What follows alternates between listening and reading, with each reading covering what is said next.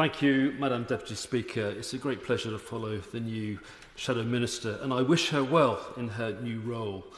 I also empathise with much of what she said this afternoon, but of course the government position is quite different, and I'll explain why.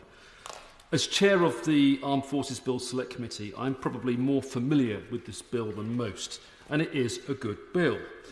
And as before with the Armed Forces Covenant, I welcome the fact that it places a due regard on the placeholder, that it recognises rightful outcomes, accurately reflects unique sacrifices and obligations on HM forces, and it places a legal obligation on the delivery of health, accommodation and local support from councils.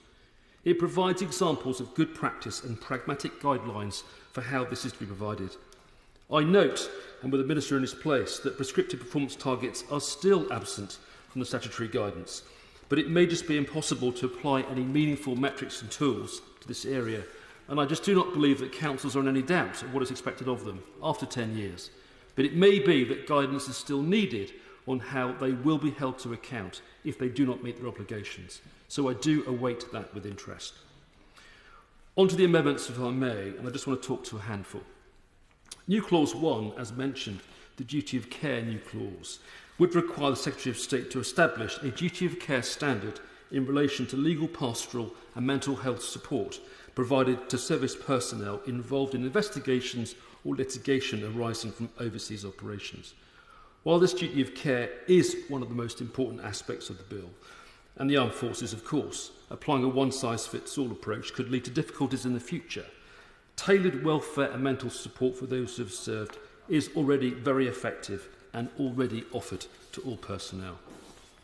On to new clause 2, dismissal for sexuality. This requires the government to conduct a comprehensive review of the number of people who are dismissed or forced to resign from the armed forces due to their sexuality or perceived sexuality, and to make recommendations on appropriate forms of compensation. Well, as before, while there is no validation to this practice and the government does see it as an absolute wrong, the government has resisted this clause at this point in time, and indeed at the committee stage, due to it complicating the MOD's efforts to address at pace this injustice.